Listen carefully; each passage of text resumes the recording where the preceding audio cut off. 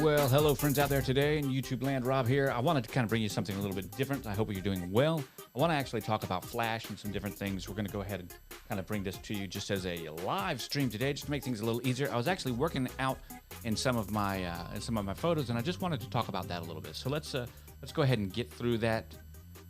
I guess the first thing I want to do, let's come around here.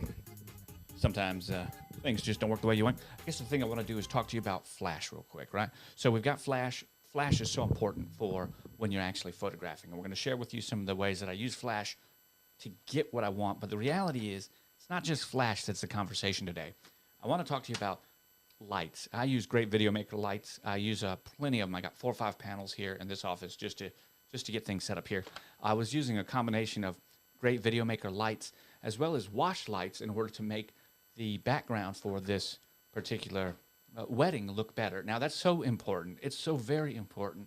If you have a room or something with just a drab wall, you can really use uplighting and accessory lighting to make your images pop.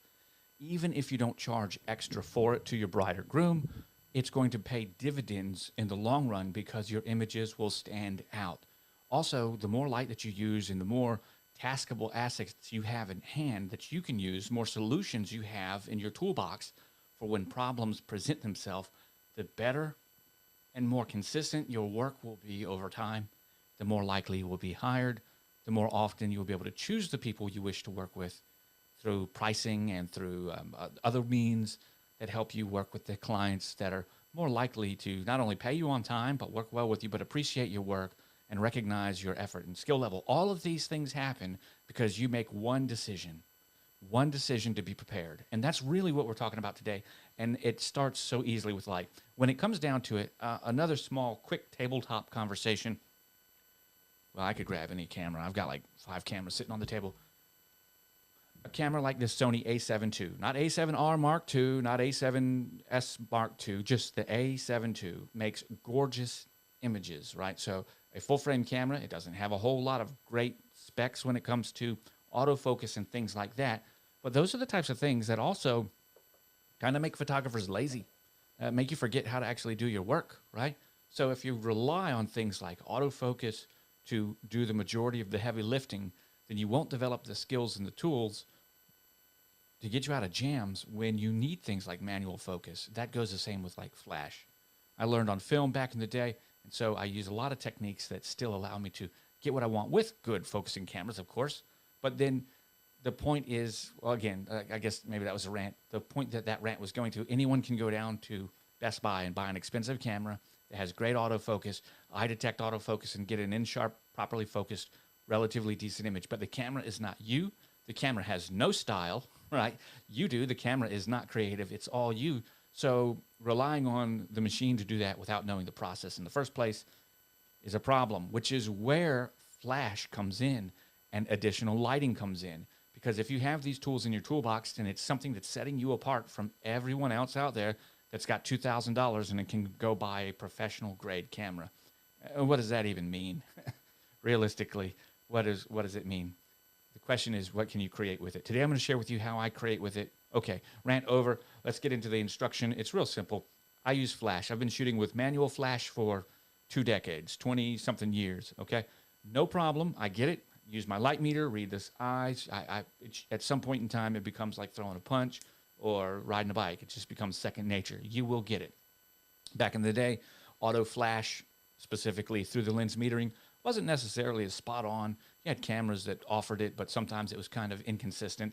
And today, actually, I use the Godox system. I think it's a very consistent Flash system. If yours has it with the Canon EPR system or whatever, well, I'm not familiar with Canon like that, but back in the day, the ET6, you guys know what I'm talking about, the big Flash that had that really nice six flash control.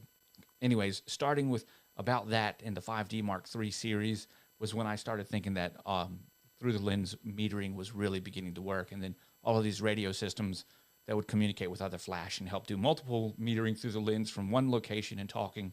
And so that really started to make the Flash, the auto Flash industry work well. So today, I don't have any problem using automatic Flash. But if I ever get into a chance or a spot where I need to use manual Flash, I can. And situations where you're shooting backlit and you're using multiple strobes and you're using like a big umbrella, or like the 8200 Pro, which was used here, plus par lights and wash lights, plus great video makers, the GVM 850s I was using, this one right here, a multicolor RGB constant light source. Sometimes the flash gets a little wonky. It doesn't know what to do. And this is where moving off of the auto flash and moving into the manual will help manually set up everything. Okay, so the flash is the first part. So if you're shooting photography and you're making images in the sun or in the shade, you should be using flash. Natural light photography is beautiful, great, got no problem with it. Go enjoy your heart's content natural light photography. Portraits and natural light photography can be great. To my experience, most of the portraiture that I'm going to do for my commercial wedding business, my commercial photography business, will include using a flash, because anyone can take their cell phone out and get a crappy no flash picture of a backlit sunset and it'll look good enough. But you've got the backlit sunset, and then you have also a properly lit person with a properly balanced color tone to the flash and that sunset. Wow, now you're making magic down at the dock, okay? So that's the difference why you would want to use flash. Now, in instances like this, flash will really light up the front of the room or the front of your subject or what you want your subject to do. And we're not getting into the specific techniques of using flash, like flash is aperture biased. You know, that's a different conversation. The thing we are going to talk about is how we get the background to look nice, because assuming you've got your flash set up so that you can get an image that properly exposes your subject from the front, then the back, in this instance, instead of having that beautiful lavender color in the back, well, behind him, it would just be a off-white scrim, right? So how do we do that? That's really what we're talking about. Also, when you start adding backlight, sometimes that confuses through the lens metering a little bit, and which is another reason you might want to go manual. I shot all manual flash with all of this stuff, even though I have a TTL system. When I'm outside, I might shoot more TTL. In any event, let's actually jump right over to it. All right, so this isn't some big conversation about the best and right, most perfect way. This is just a conversation about how I did it to get this excellent input. And I want to show with you what has actually happened to this excellent input. So here we go. You can actually see, oh man, it looks like there's a lot that's been done here. Here's the most important part. When I photograph, Jeff Cable said it back in the day, and I believed him. I like Jeff Cable. What a great photographer. I mean, just, okay, that's enough of that. Jeff Cable's, that's the bar. Back in the day when I first got started, I heard a lecture that he did. He said, if you're not within one stop, then you, and I might be paraphrasing, but he was saying, hey, when you bring it into Lightroom, your images should be within one stop of delivery. And he's talking about this exposure, like plus or minus whatever. And so that was always the metric that I judge my images by. I try to get my image to within one stop of that autocorrect. And actually, I've got it really close. I'm usually within a half a stop, a fifth of a stop, something like that. And so that's the standard that I teach my team. We want to photograph so that our input is as close to perfect as possible. And our metric to let us know if we're getting it close to perfect is what the computer thinks an overall average exposure adjustment would be. And so when we go through these, you'll find that on all of them, we're like within 1/10 of a stop, 1/20th of a stop, 1/5 of a stop. You know, that's really where we are. And that gives us a balanced image that we can begin to do something with. And the nice part is when you get this image, that was the input image, right? This is with 3 button clicks. Input, and then autocorrect in Lightroom. And that's the most important part that I think I want to impart to you, is that when you get your photos good, you'll be able to bring them in, and it's very little work. When I bring all my images in, I tell Lightroom to autocorrect and build previews. I don't usually tell it to mess with the color temperature. I'll set that manually while I'm photographing, and only if color temperature is wrong will I change it. But that's okay. Remember, we're shooting raw, so we've got that capability. And so now we've got images that are all consistently excellent going across. So that's our first 1 or 2 button presses. Our third button press, which actually I guess wasn't really fair. It's more than a button press. It's a left mouse button click. But that's when I just come through into my hue, saturation, and luminance panel, and I work my hue, saturation, and luminance. And if you're looking, you can see right now how much of a difference hue, saturation, and luminance really makes. So there we go. Now, this is not the entirety of the process. This is the majority of it. I've built my previews so I can go from 1 to 1 without any kinds of issues. And I will go ahead and select the images that I want to deliver.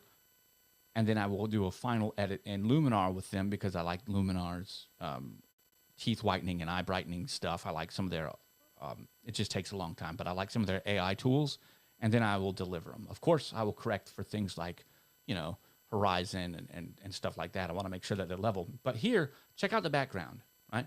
Look at that beautiful blue background or that purple background. This background would not be there had I not used the wash lights as well as the great Video Maker lights.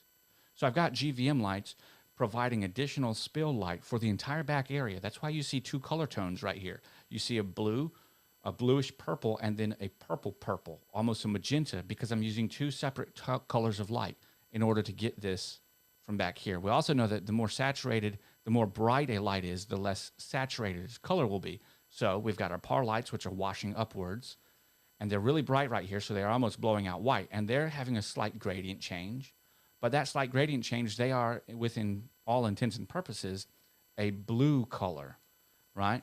My great Video Maker lights are in the background with a pinkish color, like a maroonish pink color, a hot pink, shooting backwards, not towards them, but crossing on the background behind, like that, in order to give this fill of this additional texture of light, this additional color of light. That changes the blue to a slight purple, which matches the lavender over flowers. Everything is good to go. And that's what we're going for. And this was all done just because I brought some additional lights with me. That's it. That's all it was. And so my photography got to be expanded. It got to look great. It got to be excellent. Remember, I haven't spent hours on any of this. There's no hours on this. It is simply set up here, right? And then photographed, right? And I brought it into Lightroom and I told it to simply correct, autocorrect, and then I adjusted my color in the hue, saturation, and luminance. This is literally 15 minutes total time after importing the images, of which in this shoot was a very small elopement shoot. I had 200 and something images. I will go through these photos and then finalize the ones I want to deliver. I didn't forget to do my macro photography. This is all done on the Panasonic S5 using the 24 to 105 macro 1:2 lens, which is real nice. Allows me to get these beautiful macro shots. And it's all done at f4 inside, right? And absolutely gorgeous conditions. Just really, really nice. So I wanted to bring that over and share that with you today because I think it's just really, it really is absolutely that important. So guys, today we're talking about flash, we're talking about lights, specifically the great Video Maker lights and par lights, how it really helps you out quite a bit. The GVM light over here has multiple colors. I can set it to whatever color I want it to. As you can see, it's moving right there. You can probably hear it some. Set the brightness and everything else, and then get the light, the color that I need it.